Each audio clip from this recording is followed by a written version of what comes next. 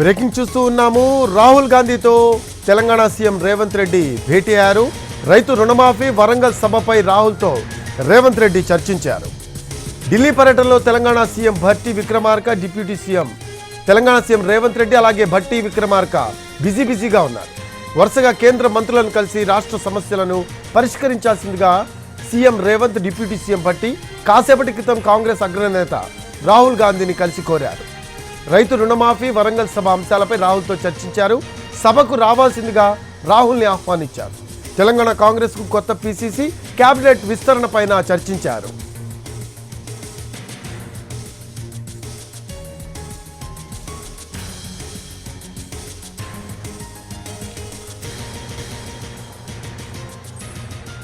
దీనికి సంబంధించిన latest updates మా కరెస్పాండెంట్ రాజు అందిస్తారు.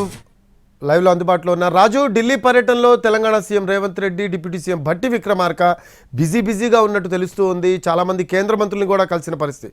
దీనికి సంబంధించి లేటెస్ట్ అప్డేట్స్ ఏంటి?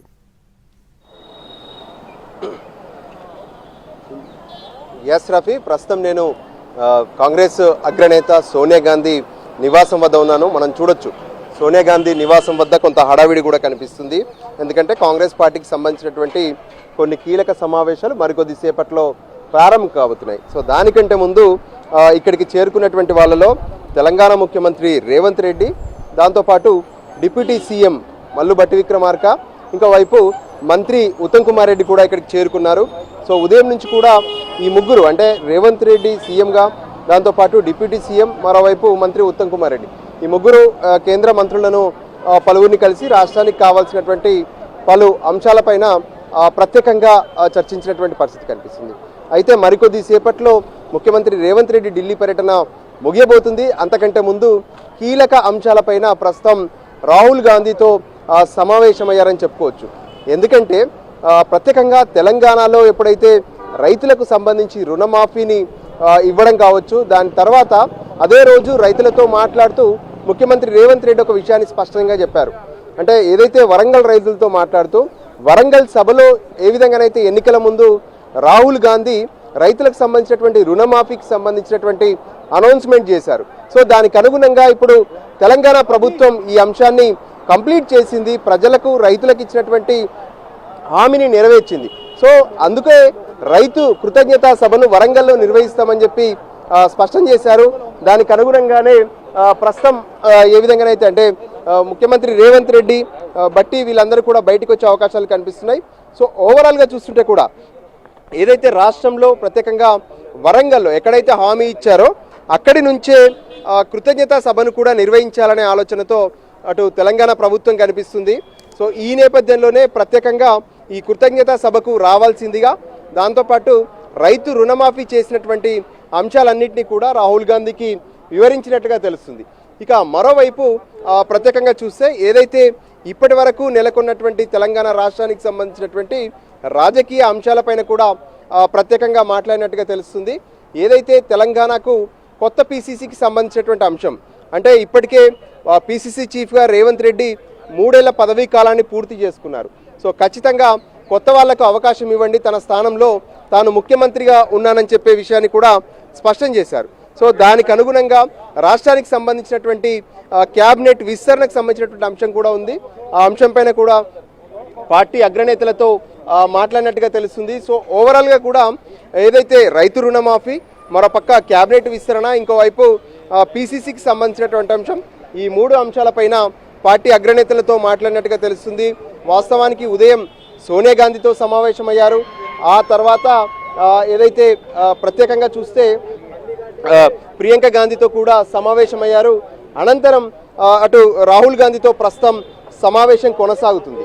సో ముఖ్యంగా చెప్పాలంటే ఇప్పటి వరకు ఢిల్లీలో జరుగుతున్నటువంటి ఈ అంశాలు మొత్తం కూడా, అంటే ఏ విధంగానైతే మనం చూస్తున్నాము, అక్కడ నుంచి వెహికల్స్ ఏదైతే సోనియా గాంధీ నివాసం వద్ద కనిపిస్తున్నాయి. డిప్యూటీ సీఎం భట్టి విక్రమార్క మనకు కనిపిస్తున్నారు విజువల్స్లో. దాంతోపాటు మరికొద్ది సేపట్లో సీఎం రేవంత్ రెడ్డి కూడా బయటకు వచ్చే అవకాశాలు కనిపిస్తున్నాయి. సో ఈ సమావేశం తర్వాత హైదరాబాద్కు బయలుదేరే అవకాశం కనిపిస్తుంది. ముగ్గురు కూడా, అంటే తెలంగాణ ముఖ్యమంత్రి రేవంత్ రెడ్డి, డిప్యూటీ సీఎం భట్టి విక్రమార్క, దాంతోపాటు మంత్రి ఉత్తమ్ కుమార్ రెడ్డి. ఎందుకంటే రేపటి నుంచి తెలంగాణ అసెంబ్లీ సమావేశాలు కూడా ప్రారంభం కాబోతున్నాయి. సో ఈ నేపథ్యంలోనే ఢిల్లీ టూర్లో అంటే ఎప్పుడైతే రైతు రుణమాఫీకి సంబంధించినటువంటి హామీని నెరవేర్చారో సో ఖచ్చితంగా రైతులంతా కూడా అటు సోనియా గాంధీ రాహుల్ గాంధీకి కృతజ్ఞత చెప్పాలనుకుంటున్నారనే విషయాన్ని పార్టీ అధిష్టానానికి ఇక్కడ స్పష్టం చేస్తూనే మరోపక్క ఆ కృతజ్ఞతా సభకు హాజరు కావాల్సిందని చెప్పి పార్టీ అగ్రనేతలను ఆహ్వానించినట్టుగా తెలుస్తుంది.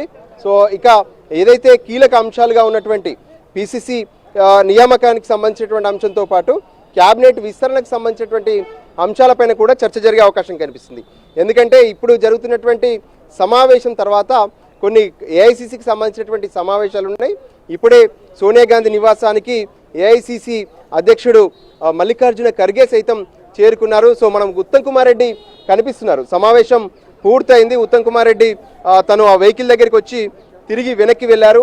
సో మొత్తానికైతే ఇక సమావేశం దాదాపు ముగిసినట్టుగానే తెలుస్తుంది. ఈ సమావేశం పూర్తయిన తర్వాత హైదరాబాద్కు బయలుదేరుతారు. ప్రత్యేకంగా రాష్ట్రంలో రైతు రుణమాఫీ చేసిన తర్వాత రైతులు ఏ విధంగానైతే ఫీల్ అవుతున్నారు, రైతుల్లో సంతోషానికి సంబంధించినటువంటి అంశం వీటన్నిటిని కూడా అధిష్టానం దృష్టికి తీసుకెళ్ళినట్టుగా తెలుస్తుంది.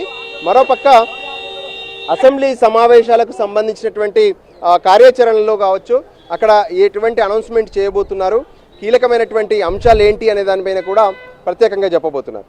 ప్రత్యేకంగా ఇప్పుడున్నటువంటి ఆర్థిక పరిస్థితుల్లో బడ్జెట్ ప్రవేశపెట్టడానికి సంబంధించినటువంటి అంశాలు కూడా పార్టీ అగ్రనేతలతో ముఖ్యమంత్రి రేవంత్ రెడ్డి, డిప్యూటీ సీఎం బట్టి విక్రమార్క, ఉత్తమ్ కుమార్ రెడ్డి వీళ్ళందరూ కూడా చర్చించినట్టుగా తెలుస్తుంది.